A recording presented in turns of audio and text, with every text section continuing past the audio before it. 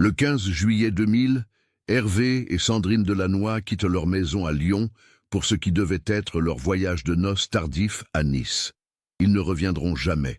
Leur Peugeot 306 bleu est retrouvé 3 jours plus tard, abandonné sur un parking de la promenade des Anglais, clé à l'intérieur, bagages intacts.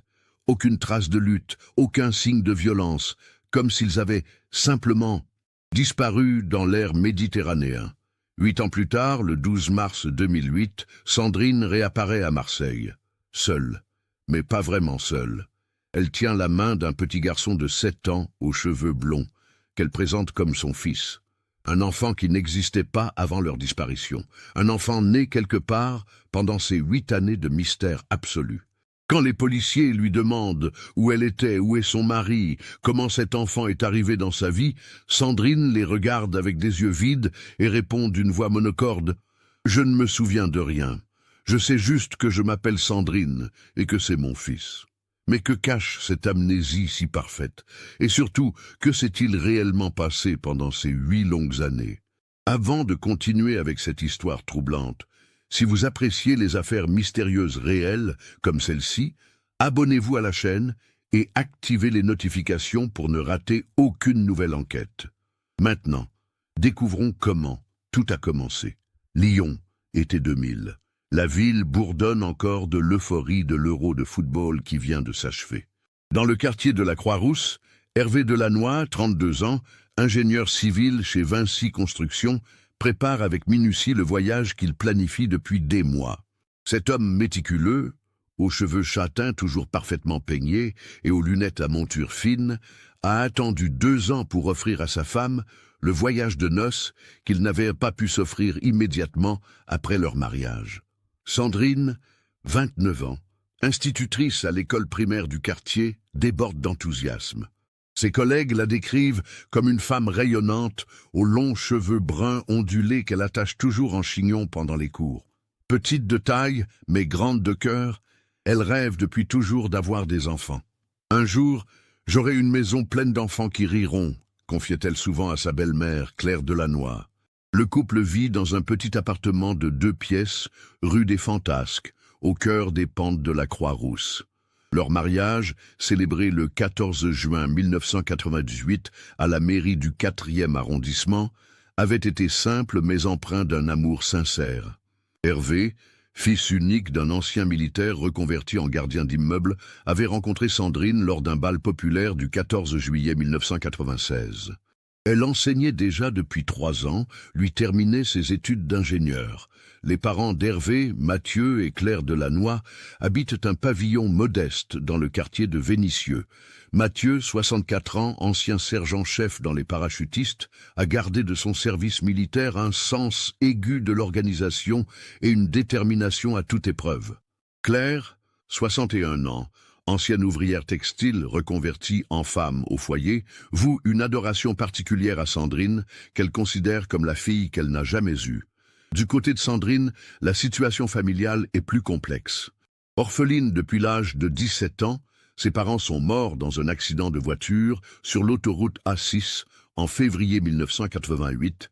Elle a été élevée par sa tante maternelle, Denise Marchand, à Villeurbanne. Cette dernière, institutrice elle aussi, maintenant à la retraite, a transmis à Sandrine sa passion pour l'enseignement et son caractère doux mais obstiné. En cette fin juin 2000, le couple économise depuis 2 ans pour s'offrir une semaine à Nice. Hervé a calculé au centime près l'hôtel Les Palmiers, une petite pension de famille située rue Masséna, leur coûtera 280 francs par nuit. Il a réservé depuis le mois de mars, s'assurant d'avoir une chambre avec vue sur la mer pour surprendre Sandrine. Le budget total du voyage: 3500 francs, une somme considérable pour ce couple de classe moyenne qui met de côté chaque mois 400 francs sur le livret A. C'est notre voyage de noces, mais surtout le début d'une nouvelle vie, explique Hervé à son père quelques jours avant le départ. Sandrine et moi, on veut commencer à essayer d'avoir des enfants après les vacances. Elle a 30 ans bientôt, moi 33. C'est le bon moment. Cette phrase, Mathieu Delannoy se la rappellera pendant des années, Son fils, habituellement réservé, rayonnait en parlant de ses projets d'avenir. Hervé avait même acheté un guide touristique de la Côte d'Azur et souligné au marqueur jaune tous les endroits qu'il voulait faire découvrir à Sandrine. Le musée Matisse, les jardins de Simiez, la vieille ville, le marché aux fleurs du cours Saleya. La veille du départ, Sandrine passe chez sa tante Denise pour lui apporter les clés de l'appartement. « Surveille le courrier et arrose les plantes », demande-t-elle en embrassant la femme de 72 ans qui l'a élevée. Denise remarque que sa nièce porte un nouveau parfum, l'air du temps de Nina Ricci, un cadeau d'Hervé pour l'occasion. « Tu es heureuse, ma chérie ?» demande Denise en observant le visage épanoui de Sandrine. « Plus que jamais, tante Denise. J'ai l'impression que ma vraie vie va enfin commencer. » Ces mots résonnent encore dans la mémoire de Denise Marchand quand elle témoignera devant les enquêteurs 3 semaines plus tard. Samedi 15 juillet 2000, 6h30 du matin. Hervé charge méthodiquement la Peugeot 306 bleue, immatriculée 6942 TN69, achetée d'occasion 2 ans plus tôt. Dans le coffre, 2 valises Samsonite grises, un sac de plage en toile rayée, un appareil photo jetable et une glacière contenant des sandwichs préparés par Sandrine pour le voyage. À 7h15, le couple quitte le 23 rue des Fantasques sous un soleil déjà chaud. Madame Ferreira, la concierge portugaise de l'immeuble, les voit partir par la fenêtre de sa loge. Elle témoignera plus tard. Ils avaient l'air si contents tous les deux. Madame Delannoy portait une robe bleue à fleurs. Monsieur était en polo blanc. Ils se tenaient par la main comme des jeunes mariés. L'itinéraire prévu par Hervé, autoroute A6 puis A7 via Mâcon, Lyon-Sud, Valence, Montélimar. Arrivée prévue à Nice vers 14 ans avec un arrêt déjeuner à Orange. Le réservoir est plein. La voiture révisée la semaine précédente au garage Peugeot de Villeurbanne. À 9h47, Hervé téléphone de son portable, un Nokia 3210, à ses parents depuis une aire d'autoroute près de Valence. Tout va bien. On arrive dans les temps. Sandrine dort. Elle est fatiguée par l'excitation, plaisante-t-il avec son père. C'est le dernier contact. Selon les reconstitutions de la gendarmerie, basées sur les relevés de téléphonie mobile et les témoignages de péage, la Peugeot 306 franchit le péage de Lançon de Provence à 13h22. Un technicien de l'autoroute se souvient vaguement d'une voiture bleue avec un couple à bord. L'homme conduisait, la femme regardait la carte. Rien d'anormal. L'hôtel Les Palmiers, rue Masséna à Nice, attend les Delannoy pour 15h ans. Madame Rossi, la propriétaire, une femme de 55 ans d'origine italienne, commence à s'inquiéter vers 17h ans. C'était un couple si ponctuel au téléphone, ils avaient confirmé leur arrivée 3 fois. Ce n'était pas normal qu'ils ne donnent pas de nouvelles. À 19h30, n'ayant toujours aucune nouvelle, Madame Rossi contacte les Delannoy à Lyon. Claire décroche rassurante, ils ont peut-être eu du retard, des embouteillages. Hervé rappellera sûrement ce soir. Mais Hervé ne rappelle pas, ni ce soir-là, ni le lendemain. Dimanche 16 juillet, 10h. Mathieu Delannoy, ancien militaire habitué à l'action, décide de ne pas attendre. Il compose le numéro du commissariat de Nice. Ma belle-fille et mon fils devaient arriver hier à Nice. Ils ne sont jamais arrivés à leur hôtel et ne répondent pas au téléphone. L'agent d'accueil, habitué aux inquiétudes familiales pendant la saison touristique, reste rassurant. « Monsieur, il faut attendre 48 heures pour déclarer une disparition. Votre fils est adulte. Peut-être ont-ils simplement changé leur plan. Mais Mathieu Delannoy connaît son fils. Hervé n'est pas du genre à changer ses plans sans prévenir. Jamais. Lundi 17 juillet, 8h. Mathieu et Claire prennent la route de Nice dans leur Renault Clio. 7 heures de trajet avec l'angoisse qui grandit à chaque kilomètre. À leur arrivée, ils se rendent directement au commissariat central, boulevard Maréchal Foch. L'inspecteur Laurent Mercier, 42 ans, 20 ans d'expérience dans la police nationale, reçoit le couple de retraités visiblement bouleversés. Petit homme aux cheveux poivre et sel et aux yeux perçants, Mercier a développé au fil des années un 6e sens pour distinguer les vraies disparitions des fugues temporaires. « Décrivez-moi votre fils et votre belle-fille », demande-t-il en sortant un carnet à spirale. Mathieu, la voix tremblante, dresse un portrait précis. Hervé mesure 1,68 m, cheveux châtains, yeux marrons, lunettes à monture métallique fine. Il a une cicatrice de 3 cm au poignet gauche suite à un accident de vélo quand il était gamin. Sandrine fait 1,62 m, cheveux bruns longs, yeux verts, pas de signe distinctif particulier. Il voyageait dans une Peugeot 306 bleue, 6942 TN 69. L'inspecteur Mercier note chaque détail. Son expérience lui dit que ce couple de parents ne dramatise pas. Quelque chose ne va pas. Mardi 18 juillet, 11h30. L'information tombe comme un coup près. La Peugeot 306 des Delannoy a été retrouvée. Un agent de police municipale, effectuant sa ronde matinale sur la promenade des Anglais, a remarqué cette voiture, garée depuis plusieurs jours, au même endroit, face à la mer, entre l'hôtel Negresco et l'hôtel West End. Le véhicule se trouve sur un parking payant. Le ticket de stationnement visible sur le tableau de bord indique 15h47 le samedi 15 juillet. Quelqu'un a donc garé cette voiture samedi après-midi et ne l'a jamais récupérée. L'inspecteur Mercier arrive sur place accompagné de l'équipe de la police scientifique. Ce qu'il découvre défie toute logique. Les portières sont fermées à clé, mais les clés se trouvent sur le contact. Les vitres sont remontées. Dans l'habitacle, aucun signe de lutte, aucune trace de violence.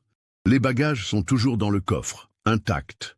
L'appareil photo jetable n'a pas été utilisé. Dans le sac à main de Sandrine, 1247 francs en espèces. Ses papiers d'identité, son rouge à lèvres préféré. Plus troublant encore, sur la banquette arrière, une carte routière de la Côte d'Azur est pliée et posée bien en évidence. Elle est ouverte sur la page de Nice, avec un cercle tracé au stylo rouge autour de la promenade des Anglais. Exactement là où la voiture a été retrouvée. C'est comme s'ils avaient voulu qu'on retrouve la voiture à cet endroit précis, murmure l'inspecteur Mercier à son collègue, l'adjudant-chef Bernard Dumont. Les premières constatations de la police scientifique sont déroutantes. Aucune empreinte inconnue dans la voiture. Seule celle d'Hervé sur le volant, le levier de vitesse et les clés. Celle de Sandrine sur la poignée passager et dans la boîte à gants. Tout semble normal. Trop normal. L'analyse du ticket de stationnement révèle qu'il a été acheté à 15h47 le samedi, soit environ 2 heures après le passage théorique des Delannoy au péage de Lançon-de-Provence. Le timing correspond. Mais qui a garé la voiture et pourquoi laisser les clés à l'intérieur? Les enquêteurs interrogent méthodiquement les témoins potentiels. Le gardien du parking se souvient vaguement d'une Peugeot bleue arrivée samedi après-midi, mais impossible de dire qui était au volant. Il y avait tellement de monde, c'était le week-end de grande affluence. Un détail intrige particulièrement l'inspecteur Mercier. Dans la boîte à gants, il découvre un plan de Nice sur lequel quelqu'un a tracé un itinéraire au crayon bleu. Le trajet part de l'autoroute A8, passe par l'avenue Jean-Médecin, descend vers la promenade des Anglais et s'arrête exactement au parking où la voiture a été retrouvée. L'écriture semble être celle d'Hervé, selon ses parents. « Mon fils préparait toujours tout dans les moindres détails », confirme Mathieu Delannoy en reconnaissant l'écriture appliquée de son fils. Il avait dû étudier le plan avant de partir. Mais alors, pourquoi Hervé et Sandrine ont-ils garé leur voiture sur la promenade des Anglais au lieu de se rendre directement à leur hôtel, rue Masséna, située à seulement 10 minutes de marche? L'enquête prend une première direction. Peut-être le couple a-t-il voulu d'abord voir la mer avant de s'installer à l'hôtel. Hypothèse plausible pour des Lyonnais découvrant la Méditerranée. Mais que s'est-il passé ensuite? Pourquoi avoir laissé la voiture avec les clés? Où sont-ils allés?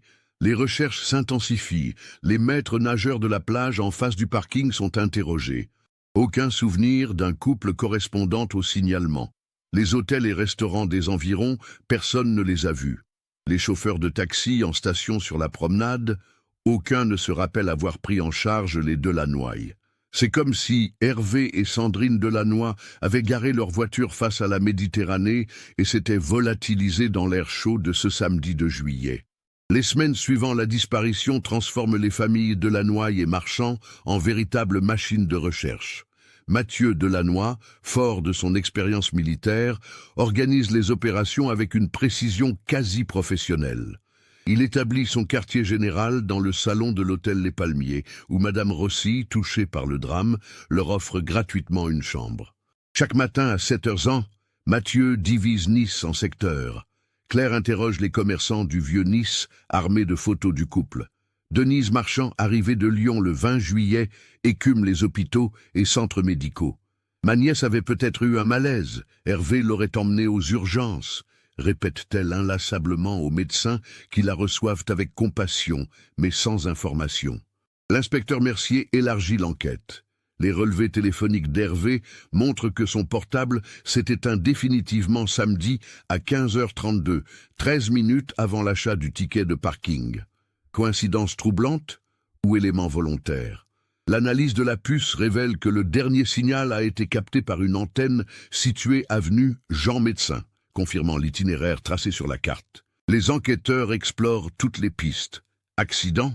Aucun hôpital de la région n'a admis de patients correspondant à leur signalement. Noyade? Les recherches sous-marines menées par les plongeurs des pompiers dans la baie des Anges ne donnent rien.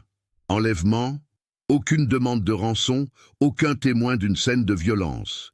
Une première théorie émerge fin juillet. La fuite volontaire. Peut-être que ce couple traversait une crise conjugale cachée, suggère le commissaire divisionnaire Alphonse Grimaldi lors d'une réunion d'enquête.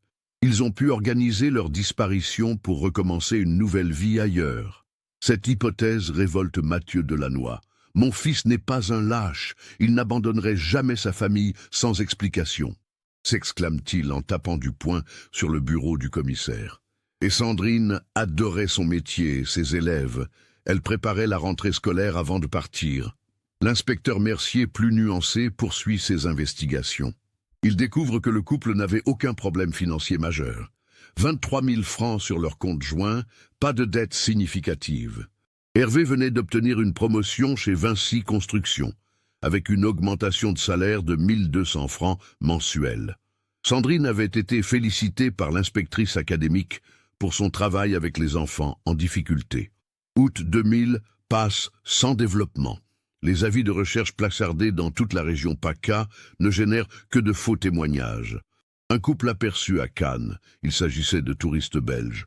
Une femme ressemblant à Sandrine, vue à Monaco, une résidente locale. Un homme portant les mêmes lunettes qu'Hervé, photographié à Saint-Tropez, un sosie allemand. Septembre arrive avec la rentrée scolaire. L'école primaire de la Croix-Rousse organise une cérémonie en mémoire de Sandrine. Ses collègues, bouleversés, déposent 29 roses blanches sur son bureau, une pour chaque année de sa vie. « Elle nous manque terriblement », confie Martine Leblanc, la directrice, les larmes aux yeux. Les enfants demandent encore quand maîtresse Sandrine va revenir. Chez Vinci Construction, l'ambiance n'est guère plus joyeuse. Hervé était apprécié pour sa rigueur et sa gentillesse.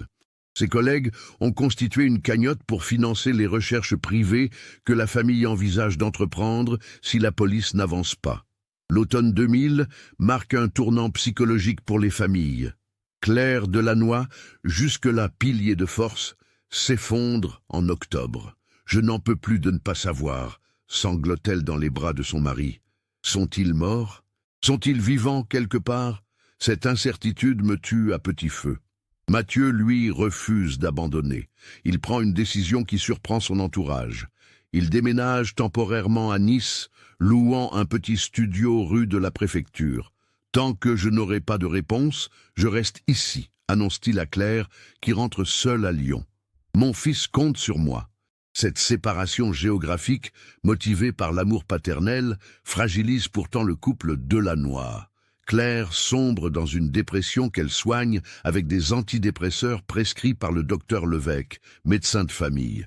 Mathieu, isolé à Nice, développe une obsession maladive pour l'enquête, annotant chaque soir un carnet de notes dans lequel il consigne tous les éléments de l'affaire. Les années 2001 et 2002 voient l'enquête officielle ralentir considérablement. L'inspecteur Mercier, muté à Toulon, passe le dossier à son collègue, l'inspecteur Jean-Luc Moretti. Ce dernier, moins impliqué émotionnellement, révise l'affaire avec un œil neuf mais arrive aux mêmes conclusions. Sans nouvelles pistes concrètes, l'enquête s'enlise. En 2003, une lueur d'espoir renaît. Un détenu de la maison d'arrêt de Grasse, incarcéré pour vol avec violence, prétend avoir des informations sur un couple enlevé à Nice en 2000. Franck Moreau, petit malfrat marseillais de 35 ans, affirme avoir été témoin de l'enlèvement des Delanoë par une équipe de professionnels venus de l'étranger. L'inspecteur Moretti interroge longuement Moreau, mais son témoignage s'effrite rapidement.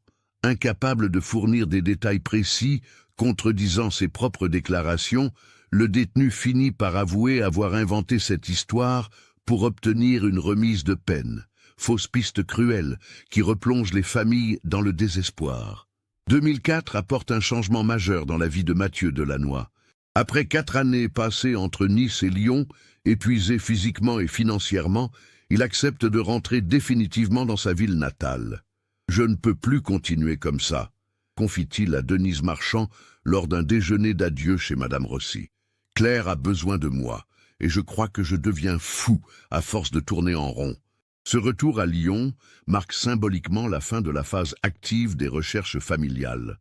Mathieu garde contact avec l'inspecteur Moretti par téléphone, mais les appels s'espacent progressivement. Le dossier Delanoë rejoint la pile croissante des cold cases niçois. Paradoxalement, c'est cette période de résignation apparente qui transforme le plus profondément les protagonistes.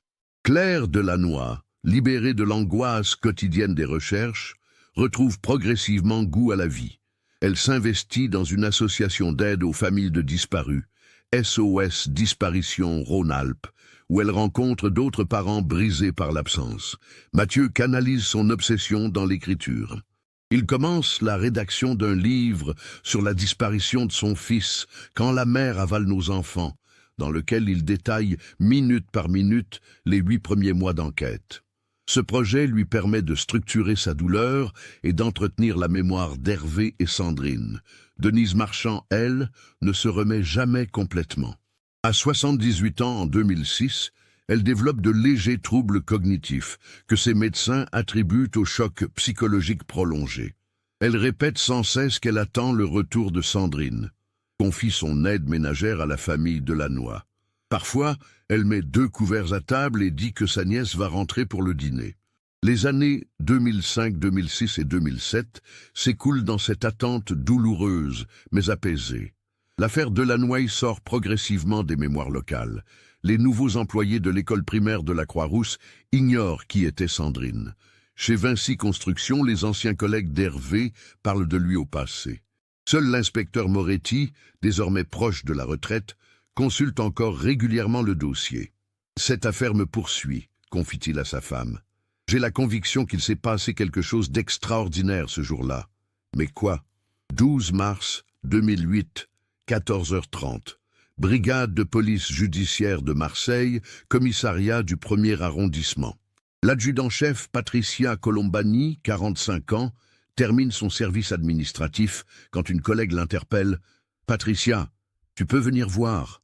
On a une situation bizarre à l'accueil. » Dans le hall d'entrée, une femme d'une trentaine d'années se tient debout, immobile, tenant la main d'un petit garçon blond d'environ 7 ans. Elle porte une robe bleue délavée, des sandales usées. Ses longs cheveux bruns sont ternes mais propres. L'enfant, habillé d'un jean et d'un t-shirt blanc trop grand pour lui, observe autour de lui avec des yeux curieux, mais étrangement calmes. « Bonjour, madame, » dit l'adjudant-chef Colombani en s'approchant. « On m'a dit que vous souhaitiez parler à quelqu'un. » La femme la regarde fixement, sans émotion particulière. « Je m'appelle Sandrine Delanoë. Je pense que je me suis perdue. Et voici mon fils, Théo. » Patricia Colombani fronce les sourcils. Ce nom lui dit quelque chose. Sandrine Delanoë. « Attendez, vous pourriez répéter votre nom complet ? » Sandrine Delanoë, née Marchand. J'habite Lyon, je crois. Enfin, j'habitais Lyon. L'adjudant-chef sent son pouls s'accélérer.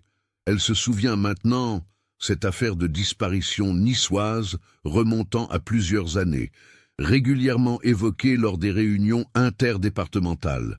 Une femme et son mari volatilisés pendant leur voyage de noces. « Madame Delanoë, depuis quand êtes-vous à Marseille ?» Sandrine la regarde sans comprendre. « Je ne sais pas. Je me suis réveillé ce matin dans un hôtel près du port, avec Théo. L'homme à l'accueil m'a dit que j'étais là depuis 3 jours, mais je ne me rappelle pas. Je me rappelle juste mon nom, et que c'est mon fils. Patricia Colombani examine discrètement la femme et l'enfant. Sandrine semble en bonne santé physique, légèrement amaigrie peut-être, mais sans trace visible de violence. Le garçon paraît calme, bien nourri, éduqué. Il ne semble ni effrayé ni perturbé. « Madame, puis-je voir vos papiers d'identité ?» Sandrine fouille dans un petit sac à main en cuir marron et en sort une carte d'identité française. Patricia Colombani l'examine attentivement. Sandrine Delannoy, née Marchand, née le 23 août 1970 à Lyon. La photo correspond parfaitement à la femme qui se trouve devant elle, même si elle semble avoir pris quelques années. Mais un détail la frappe, cette carte d'identité est neuve. Émise le 2 mars 2008 par la préfecture des Bouches-du-Rhône, 10 jours seulement. « Madame Delannoy, où avez-vous fait refaire cette carte d'identité ?» Sandrine la regarde avec un air confus. « Je ne sais pas. Je l'avais dans mon sac ce matin. Peut-être que quelqu'un m'a aidé. » L'adjudant-chef Colombani comprend qu'elle est face à quelque chose d'exceptionnel. « Madame, voulez-vous bien me suivre dans un bureau? Et le petit aussi. On va essayer de vous aider. » En les conduisant vers une salle d'audition, Patricia observe le comportement de l'enfant. Théo suit sans résistance, sans poser de questions, comme si cette situation était normale pour lui. Quand elle lui demande son âge, il répond d'une voix claire « J'ai 7 ans et demi. » « Et ton nom de famille, Théo ?» L'enfant regarde sa mère avant de répondre « Delannoy comme maman. » « Et ton papa, où est-il » L'enfant hausse les épaules. « Maman dit qu'on n'a pas de papa. » Patricia Colombani sent un frisson lui parcourir le dos. Cette femme, disparue il y a 8 ans avec son mari, réapparaît seule avec un enfant qui n'existait pas au moment de la disparition. Un enfant qui aurait donc été conçu et est né pendant ces 8 années mystérieuses. Pendant que Sandrine et Théo s'installent dans la salle d'audition, Patricia appelle d'urgence sa hiérarchie. En moins d'1 heure, le commissaire principal Marc Vincenti, chef de la brigade criminelle, arrive au commissariat accompagné du procureur adjoint, maître Elisabeth Faure. L'interrogatoire commence à 16h ans. Présent, le commissaire Vincenti, l'adjudant-chef Colombani, maître Faure et docteur Sophie Reynaud, psychologue de la police judiciaire, appelée en urgence pour évaluer l'état mental de Sandrine. « Madame Delannoy, » commence le commissaire Vincenti. « Savez-vous que vous êtes portée disparue depuis le 15 juillet 2000 ?» Sandrine le regarde sans réaction particulière. « Non, je ne savais pas. Vous rappelez-vous être partie en voyage avec votre mari Hervé en juillet 2000 ?» Long silence. Sandrine fronce les sourcils comme si elle cherchait dans ses souvenirs. « J'ai des images floues, une voiture bleue, la mer, mais c'est tout. Et votre mari Hervé, où est-il ? » « Je ne sais pas qui c'est. » Le docteur Reynaud intervient avec douceur. « Sandrine, pouvez-vous me dire quel est votre premier souvenir ? Je me suis réveillé dans une chambre blanche. Théo dormait à côté de moi. Une femme en blouse m'a dit que j'avais été malade, que j'avais perdu la mémoire, mais que j'allais mieux maintenant. Elle m'a donné des habits et m'a dit de bien m'occuper de mon fils. Quand était-ce ? Je ne sais pas. Il y a longtemps, je crois. Théo était plus petit. » Le commissaire Vincenti échange un regard avec ses collègues. Cette femme présente tous les signes d'une amnésie grave, mais ses réponses sont cohérentes. Elle ne semble ni droguée ni déséquilibrée mentalement. « Sandrine, où avez-vous vécu ces dernières années ? » « Dans une maison à la campagne, avec d'autres femmes et leurs enfants. On s'occupait des jardins, on faisait la cuisine. Une dame nous surveillait, mais elle était gentille. » Comment s'appelait cette dame ? « Mère Agnès. Elle disait qu'on était sa famille, qu'elle nous protégeait. » « Et où était cette maison ?» Sandrine secoue la tête. « Je ne sais pas. Il y avait des montagnes autour et des vignes. » Le docteur Reynaud prend des notes rapides. Le profil psychologique de Sandrine suggère une possible manipulation mentale, mais aucun signe de pathologie psychiatrique majeure. L'information de la réapparition de Sandrine Delannoy se propage rapidement dans les services de police de la région PACA. À 18h30, l'inspecteur Moretti, alerté par un collègue marseillais, prend immédiatement la route depuis Nice. En tant qu'enquêteur principal du dossier depuis 2002, il doit absolument interroger cette femme. Pendant ce temps, à Lyon, Mathieu Delannoy reçoit l'appel qui va bouleverser sa vie. Monsieur Delannoy, commissaire Vincenti, police judiciaire de Marseille, j'ai une information importante concernant votre belle-fille. Mathieu manque de lâcher le téléphone. Vous l'avez retrouvée? Elle s'est présentée spontanément à notre commissariat cet après-midi. Elle va bien, mais il y a des éléments troublants.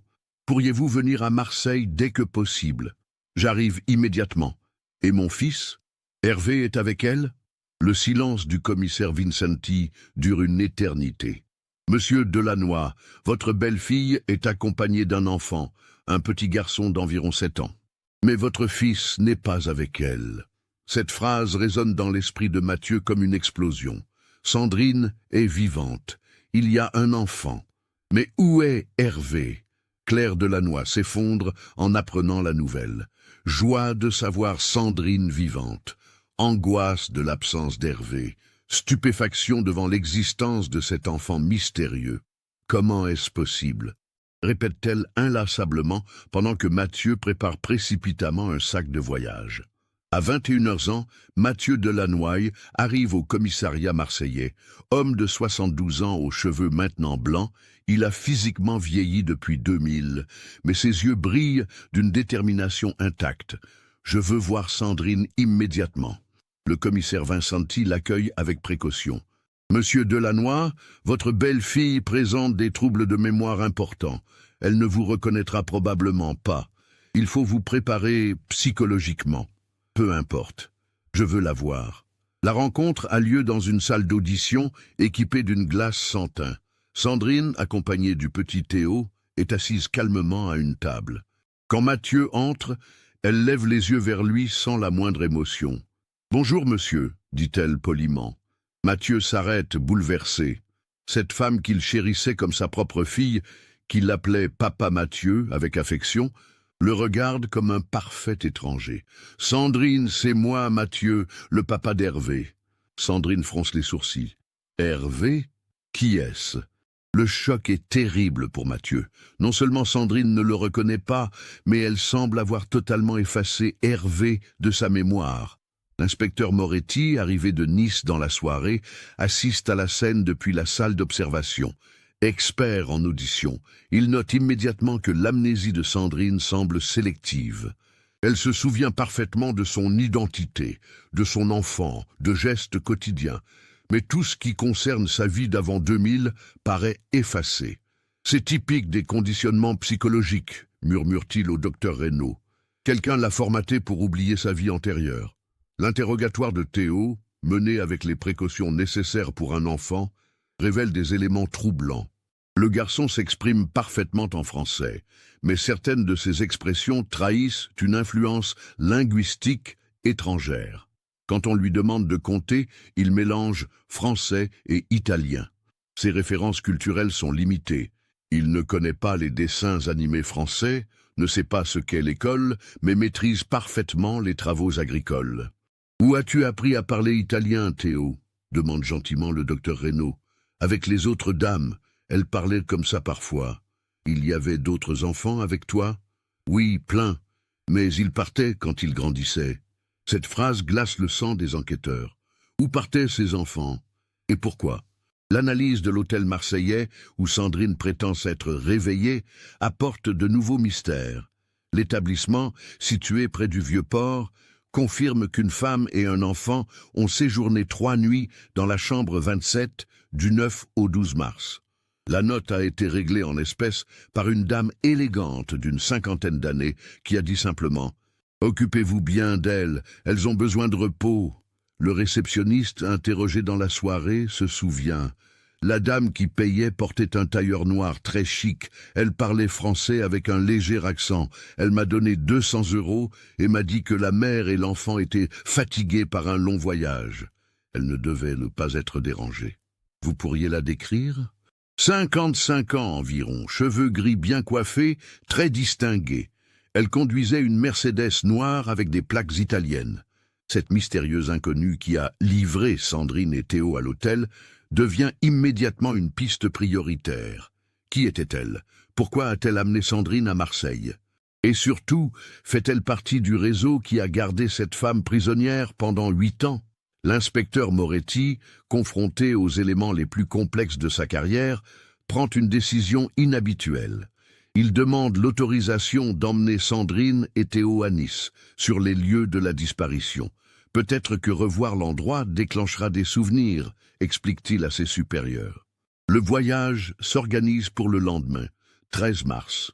Mais avant cela, les enquêteurs veulent approfondir certains détails troublants découverts dans les affaires de Sandrine et Théo. Dans le sac de Sandrine, outre la carte d'identité neuve, ils trouvent 850 € en petites coupures, un carnet de santé au nom de Théo, émis également en mars 2008 par un médecin marseillais qui jure ne jamais avoir vu cet enfant, et un étrange pendentif en forme de croix portant une inscription en latin « Mater Dolorosa ». Les vêtements de Théo portent des étiquettes italiennes, et dans ses poches, les enquêteurs découvrent un petit jouet artisanal, un cheval de bois sculpté à la main, d'un style typiquement alpin. Tous ces indices convergent vers une piste internationale, probablement italienne, mais le puzzle reste incomplet. Comment Sandrine a-t-elle survécu 8 ans? Qui est le père de Théo? Et surtout, qu'est-il arrivé à Hervé Delannoy? La nuit du 12 au 13 mars 2008 sera blanche pour tous les enquêteurs impliqués dans cette affaire. Ils sentent qu'ils touchent à quelque chose d'énorme, un réseau criminel international sophistiqué, mais les pièces du puzzle résistent encore à s'assembler. Dans sa chambre d'hôtel marseillaise, Mathieu Delannoy ne trouve pas le sommeil. Sa belle-fille est vivante, c'est un miracle. Mais son fils demeure introuvable, et cet enfant mystérieux pose 1000 questions. En regardant une photo d'Hervé et Sandrine prise lors de leur mariage, il murmure « Mon fils, où es-tu » Demain, le voyage vers Nice pourrait révéler des vérités que personne n'est encore prêt à entendre. 13 mars 2008, disais-je. La Peugeot 407 de l'inspecteur Moretti s'engage sur la promenade des Anglais. À bord, Sandrine, Théo, le docteur Reynaud et Mathieu Delannoy. L'atmosphère est tendue. Sandrine, assise côté passager, regarde défiler le paysage niçois sans la moindre émotion apparente. « Reconnaissez-vous quelque chose, Sandrine ?» demande doucement l'inspecteur Moretti en ralentissant devant l'hôtel Negresco. Sandrine secoue la tête. « Non, rien du tout. » Il s'arrête exactement à l'endroit où la Peugeot 306 avait été retrouvée 8 ans plus tôt. Mathieu Delannoy descend le premier, suivi de Sandrine et Théo. Le petit garçon, curieux, s'approche de la balustrade face à la mer. « Regarde maman, comme c'est beau !» s'exclame-t-il en français parfait, mais avec cette intonation légèrement chantante qui intrigue les enquêteurs. Soudain, Sandrine s'immobilise. Son visage se crispe, ses mains se mettent à trembler. « J'ai mal à la tête », murmure-t-elle. Le docteur Reynaud s'approche immédiatement. « Que ressentez-vous, Sandrine ?» Des images, des voix, quelqu'un crie. Sandrine porte les mains à ses tempes. Une femme, elle dit qu'il faut que je monte dans une voiture noire, que mon mari ne peut pas venir. L'inspecteur Moretti sort discrètement son carnet. Premier souvenir spontané depuis la réapparition de Sandrine. « Continuez, Sandrine, que voyez-vous d'autre ?»« Hervé. »« Oui, Hervé. » Il refuse. Il dit qu'on reste ensemble. Mais la femme insiste. Elle dit que c'est juste pour quelques jours, pour notre sécurité. Mathieu Delannoy s'approche, le cœur battant. « Sandrine, vous vous souvenez d'Hervé ?» Sandrine le regarde soudain avec des yeux différents, comme si un voile se levait. « Papa Mathieu, c'est vraiment vous !» L'émotion est si forte que Mathieu doit s'asseoir sur un banc. Sa belle-fille vient de le reconnaître pour la première fois depuis 24 heures. Mais Sandrine chancelle. Le docteur Reynaud la soutient. Ses souvenirs lui reviennent par fragments. Il ne faut pas la brusquer. L'inspecteur Moretti décide de poursuivre sur cette lancée. « Sandrine, pouvez-vous nous décrire cette femme qui vous parlait ?» Élégante, cheveux gris. Elle parlait français avec un accent italien, je crois. Elle s'appelait, attendez, Mère Agnès. Oui, c'était déjà Mère Agnès. Le puzzle commence à se dessiner. La même femme qui dirigeait la maison à la campagne était présente lors de l'enlèvement initial. Et Hervé, que lui est-il arrivé? Le visage de Sandrine s'assombrit. Il a voulu nous suivre, mais les hommes l'ont empêché. Ils l'ont emmené dans une autre voiture. Elle s'interrompt brusquement, comme frappée par une révélation terrible. Ils ont dit qu'on se retrouverait plus tard, mais je ne l'ai jamais revu. L'inspecteur Moretti comprend qu'il tient enfin le début de l'explication. « Sandrine, cette mère Agnès, comment vous a-t-elle convaincu de la suivre? Elle disait qu'Hervé et moi étions en danger, qu'un homme nous cherchait pour nous faire du mal, qu'elle nous protégerait dans sa maison juste quelques semaines. Et vous l'avez cru. » Sandrine hoche la tête, les larmes aux yeux. Elle avait l'air si sincère, si maternelle. Et puis, il y avait d'autres couples avec elle, ils avaient l'air heureux. Mathieu Delannoy intervient. Quels autres couples? Des gens jeunes comme nous, ils disaient qu'ils avaient été sauvés par mère Agnès, qu'ils vivaient maintenant dans une grande famille unie. L'inspecteur Moretti commence à entrevoir la mécanique perverse de cette organisation. Une secte? Demande-t-il au docteur Reynaud à voix basse. Plutôt un réseau de trafic humain sophistiqué, répond la psychologue. Ils utilisent la manipulation psychologique pour contrôler leurs victimes. Théo, qui jouait silencieusement près de la balustrade, s'approche soudain. « Maman, pourquoi tu pleures? Tu penses à la Maison Blanche ?» Cette question innocente de l'enfant glace le sang des adultes. Sandrine se tourne vers son fils. « Théo, tu te souviens de la Maison Blanche? » « Oui, avec les jardins et les autres mamans, et Nona Agnès qui nous donnait des bonbons. » L'inspecteur Moretti s'agenouille devant l'enfant. « Théo, est-ce que tu te souviens d'un monsieur avec maman? » « Avant ?» Le garçon réfléchit sérieusement. « Non, maman dit toujours qu'on n'a pas de papa, mais parfois, elle parle dans son sommeil. Elle dit un nom, Hervé. » Cette révélation bouleverse Mathieu.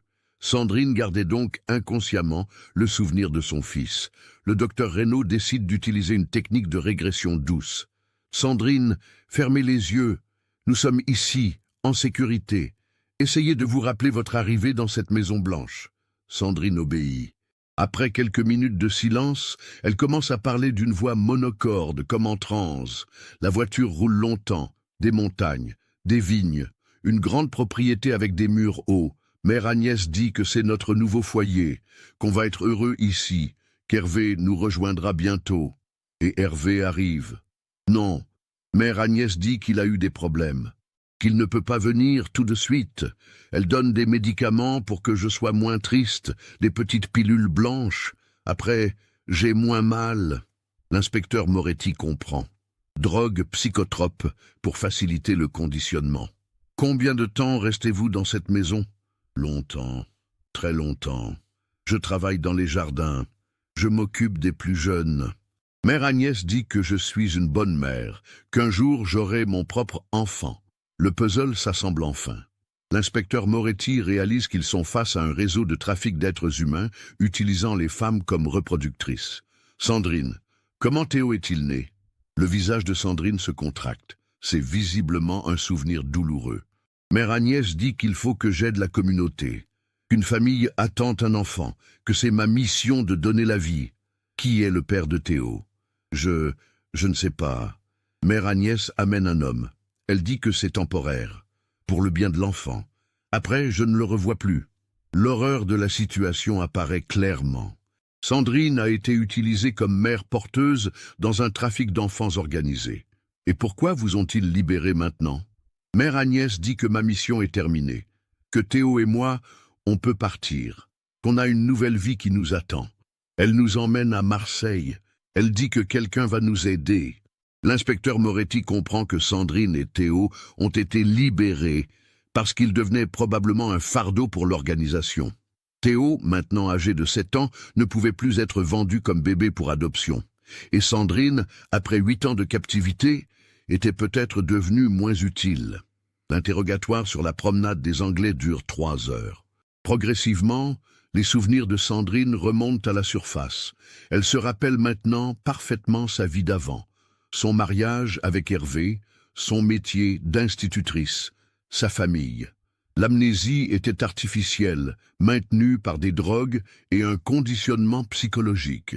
Concernant Théo, les révélations sont troublantes mais cohérentes. L'enfant a été conçu dans le cadre du trafic d'êtres humains orchestré par cette mère Agnès. Sandrine, manipulée et droguée, était convaincue qu'elle aidait une famille en donnant naissance à cet enfant. Mais au lieu de le livrer aux parents adoptifs, l'organisation l'a gardé, probablement pour en faire un futur complice ou pour d'autres raisons sinistres. Théo devait probablement être vendu quand il était bébé, explique l'inspecteur Moretti à Mathieu Delannoy. Mais quelque chose a mal tourné. Peut-être que les acheteurs se sont désistés ou que l'organisation a eu des problèmes. Ils ont gardé l'enfant et sa mère. La question cruciale demeure, que s'est-il passé avec Hervé ? Sandrine, maintenant plus lucide, fournit des détails terrifiants.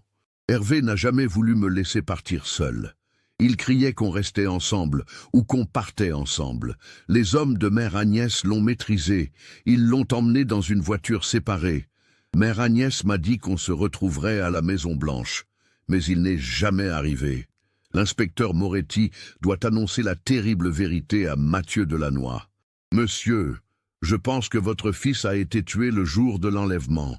Ces organisations ne gardent que les personnes qui leur sont utiles.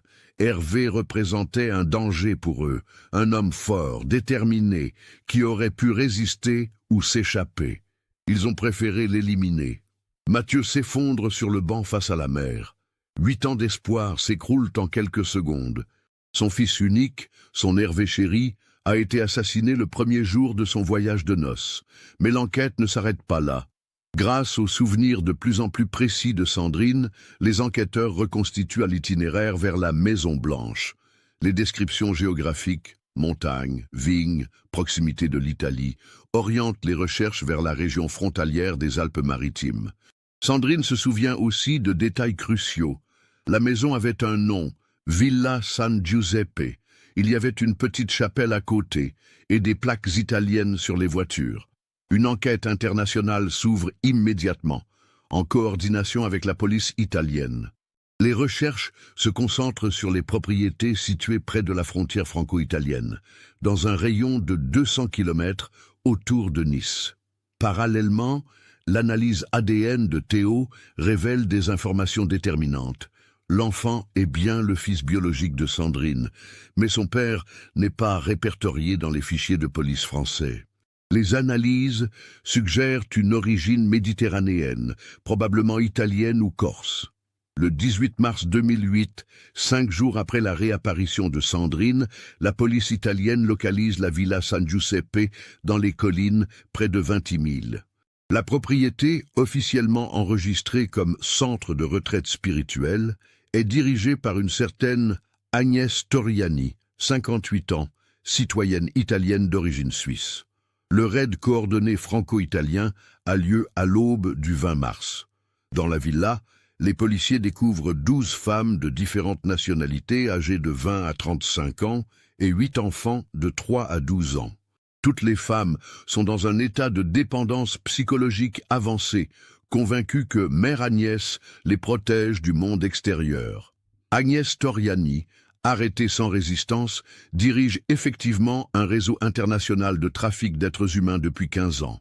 Son mode opératoire: enlever de jeunes couples en voyage, éliminer les hommes, conditionner les femmes pour en faire des reproductrices d'enfants destinés au marché noir de l'adoption. L'enquête révèle que ce réseau a traité au moins 40 couples depuis 1993. Les hommes étaient systématiquement éliminés, leurs corps enterrés dans la propriété. Les femmes, droguées et manipulées, donnaient naissance à des enfants immédiatement vendus à des couples fortunés d'Europe et d'Amérique, moyennant 50 000 à 100 000 euros par enfant. Le 25 mars, les recherches dans le parc de la Villa San Giuseppe permettent de découvrir un charnier contenant les restes de 38 hommes. Parmi eux, grâce aux analyses dentaires, l'identification d'Hervé Delannoy est confirmée le 2 avril 2008. Hervé avait été abattu d'une balle dans la nuque le 15 juillet 2000, quelques heures seulement après son enlèvement. Il avait 32 ans. Son corps avait été enterré dans une fosse commune avec d'autres victimes masculines du réseau. Pour Mathieu et Claire Delannoy, c'est à la fois un soulagement terrible et un effondrement définitif. Ils savent enfin ce qui s'est passé, ils peuvent faire leur deuil, mais la réalité dépasse en horreur tout ce qu'ils avaient imaginé. Sandrine, progressivement libérée de l'emprise psychologique de ses ravisseurs grâce au suivi du docteur Reynaud, entreprend un long travail de reconstruction. Elle récupère peu à peu ses souvenirs d'avant 2000, se remémore sa vie avec Hervé, son métier d'institutrice, sa famille. Théo, lui, découvre qu'il a des grands-parents et une tante. L'enfant, remarquablement équilibré malgré son enfance atypique, s'adapte progressivement à sa nouvelle vie. Il apprend l'existence de ce père qu'il n'a jamais connu, mais dont il porte le nom. Agnès Toriani et 6 complices sont condamnés à des peines allant de 15 ans à la perpétuité par le tribunal de Nice, en coordination avec la justice italienne. Le réseau international, démantelé grâce à l'affaire Delannoy, avait généré plus de 10 millions d'euros de profits criminels sur 15 ans. Les 12 femmes libérées de la Villa San Giuseppe retrouvent progressivement leur famille d'origine. 8 d'entre elles avaient été portées disparues dans différents pays européens entre 1995 et 2006. Leurs retrouvailles avec leurs proches, après des années de captivité, font écho à l'émotion suscitée par le cas de Sandrine. En décembre 2008, Sandrine, Théo et les grands-parents s'installent ensemble dans une maison à Villeurbanne, près de Lyon. Sandrine reprend progressivement son métier d'institutrice, aidée par le soutien psychologique et la compréhension de sa hiérarchie. Théo entre à l'école primaire, où ses camarades l'accueillent avec la curiosité bienveillante de l'enfance. Mathieu Delannoy publie son livre « Quand la mer avale nos enfants » en 2009. L'ouvrage, devenu un témoignage de référence sur les disparitions et le trafic d'êtres humains, permet de financer une fondation d'aide aux familles de disparus. Claire, elle, trouve dans son rôle de grand-mère une raison de continuer à vivre malgré la perte de son fils unique. Aujourd'hui, Sandrine Delannoy a 53 ans. Théo en a 23. Il étudie la criminologie à l'université Lyon 2, inspiré par l'histoire de sa propre famille. Sandrine n'a jamais refait sa vie sentimentalement, mais elle a trouvé un équilibre dans son rôle de mère et d'enseignante. Elle milite activement contre le trafic d'êtres humains et témoigne régulièrement dans les écoles sur les dangers des manipulations psychologiques. La tombe d'Hervé Delannoy se trouve au cimetière de la Guillotière à Lyon. Sur la pierre tombale, une inscription simple « Hervé Delannoy, 1968-2000 ». Époux et fils aimé, mort en protégeant celle qu'il aimait. Chaque 15 juillet, date anniversaire de la disparition, Sandrine, Théo, Mathieu et Claire s'y recueillent ensemble. L'affaire Delannoy a marqué un tournant dans la lutte internationale contre le trafic d'êtres humains. Les méthodes d'investigation développées par l'inspecteur Moretti sont maintenant enseignées dans les écoles de police européennes. La Villa San Giuseppe, transformée en mémorial, accueille des formations pour les forces de l'ordre spécialisées dans ce type de criminalité. Cette histoire tragique, mais à l'issue partiellement heureuse, rappelle que derrière chaque disparition se cachent des familles brisées, des vies détruites, mais aussi parfois des retrouvailles inespérées. Elle illustre la détermination sans faille de l'amour parental et la résilience extraordinaire de l'être humain face aux pires épreuves. 8 ans après avoir disparu sur la promenade des Anglais, Sandrine Delannoy a retrouvé sa liberté et sa famille. Hervé, lui, repose enfin en paix, entouré de l'amour des siens. Et Théo, cet enfant né des ténèbres, grandit aujourd'hui dans la lumière d'une famille qui l'aime inconditionnellement. Cette affaire nous montre comment l'amour familial peut surmonter les épreuves les plus terribles, mais aussi la réalité glaçante du trafic d'êtres humains qui sévit encore aujourd'hui dans nos sociétés. L'obstination de Mathieu Delannoy et le courage de Sandrine ont permis de démanteler un réseau criminel international et de libérer des dizaines de victimes. Qu'avez-vous pensé de cette enquête ?